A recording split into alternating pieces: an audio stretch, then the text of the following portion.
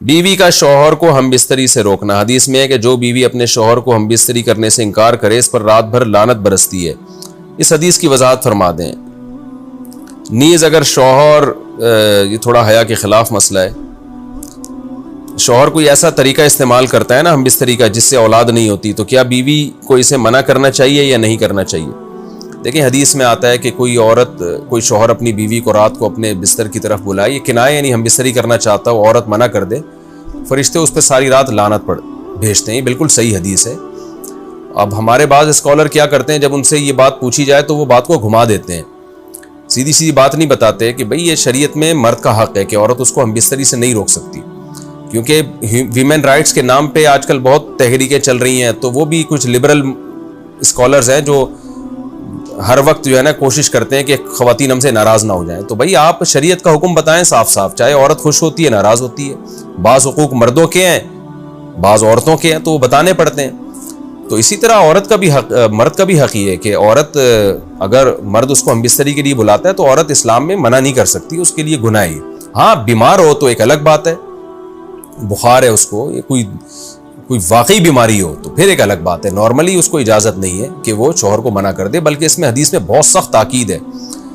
آپ صلی اللہ علیہ وسلم کی ایک حدیث میں یہاں تک فرمایا کہ عورت اگر یعنی چولہے پہ ہو، روٹی پکا رہی ہو، اس طرح کی حدیث کا مفہوم ہے، یعنی بہت بزی بھی ہو تو بھی اس کو اپنے کام کو چھوڑ کر شوہر کی خواہش کو پورا کرنا پڑے گا.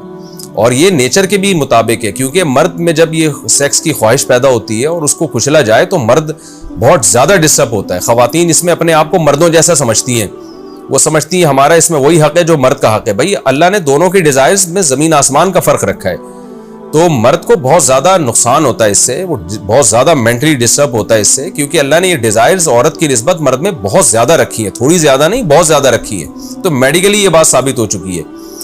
تو دوسرا ایک تو مینٹلی بہت زیادہ ڈسٹرب ہوتا ہے وہ، دوسری بات یہ کہ پھر اس کے گناہ کی طرف توجہ جائے گی، وہ حرام کاموں کی طرف جائے گا. تو اس لیے عورت کو اس بارے میں مرد کا ساتھ دینا چاہیے. یہاں فوراً بعض خواتین یہ سوال پوچھتی ہیں کہ اچھا اگر عورت کے دل میں خواہش ہو اور مرد وہ خواہش پوری نہ کرے تو کیا مرد پہ بھی لعنت ہوتی ہے؟ تو اس کا سیدھا سیدھا جواب یہ ہے کہ نہیں، مرد پہ لعنت نہیں ہوتی. اس کی وجہ یہ ہے، دو اور دو چار کی طرح میں صاف بات کروں گا.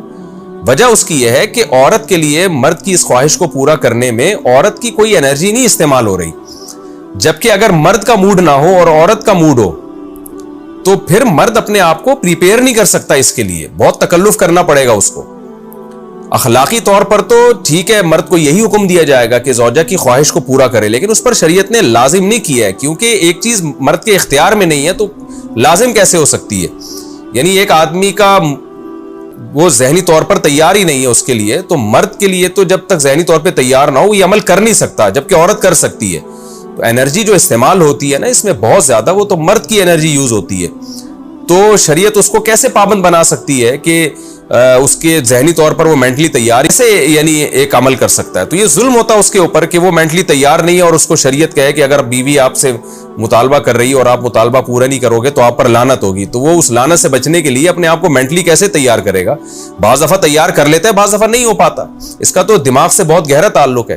تو اس لیے مرد کے لیے تو شریعت نے حکم یہ کیا ہے کہ 4 مہینے میں کم از کم ایک دفعہ اس پر لازم ہے کہ وہ اپنی زوجہ کی خواہش کو پورا کرے.